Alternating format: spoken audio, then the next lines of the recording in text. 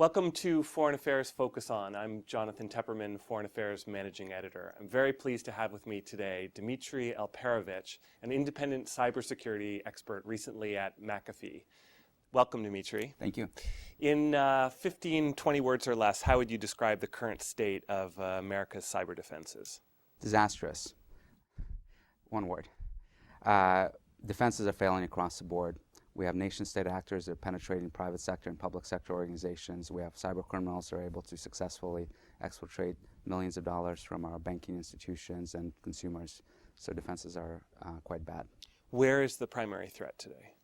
I believe the primary threat is emanating from cyber espionage operations conducted by nation-state adversaries. Primarily China is extremely active in this area and is able to steal terabytes of information on a daily basis from companies across the globe, but particularly from Western companies in the United States and Western Europe, stealing intellectual property, stealing business information, sensitive negotiation data that they're leveraging to compete on the global marketplace. Now, when you say China, are you referring primarily to the government, or are you referring to these legions of patriotic hackers that we hear about, to corporations, or a combination of the three?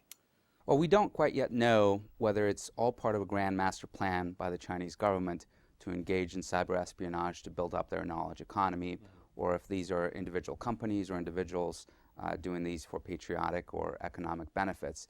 But it's unmistakable the impact that our economy is suffering today from the widespread espionage that's taking place out of China. And you describe it mostly as an economic as opposed to a national security problem?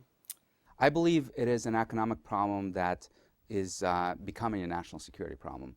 There's no question that they're going after national security information, defense contractors, and military-related information. But the primary threat is the competitiveness of our industrial sector, of our information communications companies, information technology companies, and the fact that if ever all of their research and development is being stolen systematically on a daily basis, and their business information is being stolen in the same way, they're not able to compete as effectively against Chinese competitors.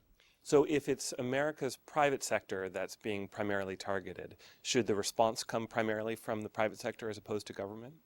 I don't believe so. I believe that this is fundamentally a national economic problem that needs to be addressed as in bilateral and multilateral ways by our government. The private sector does not have capability to respond offensively, nor does it have the capability to do anything substantial to the Chinese government. So it's really up to our government to face up to this threat. And what kind of defenses are you looking for? Is there some version of a great firewall that the country can build around itself? Do you favor building aggressive deterrents, for example, to scare the Chinese away from trying anything? Yeah, I don't believe that the Maginot Line approaches work either in the physical world, and they certainly do not work in cyber. The advantage always favors the attacker. If in the traditional military campaign, an entrenched position, a defensive position, you can have a 3-to-1 advantage over the adversary.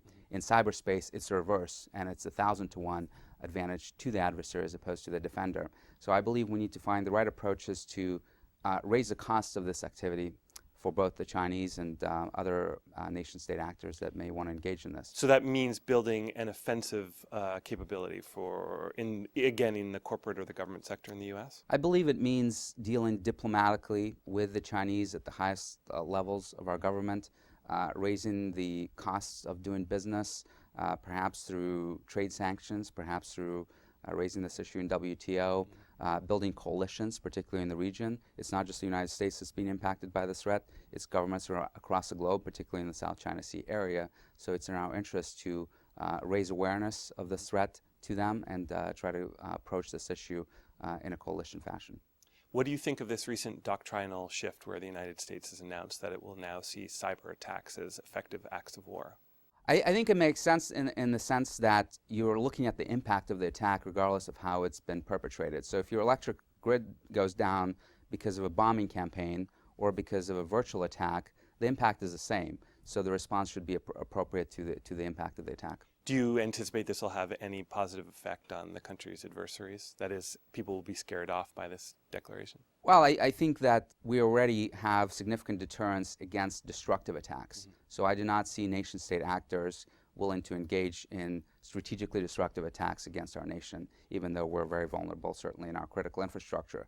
But today they have no hesitations to infiltrate our systems for purposes of espionage, and that's a primary problem we need to deal with. Dmitri, I think that's all we have time for. Thanks for talking to Foreign Affairs. Thank you.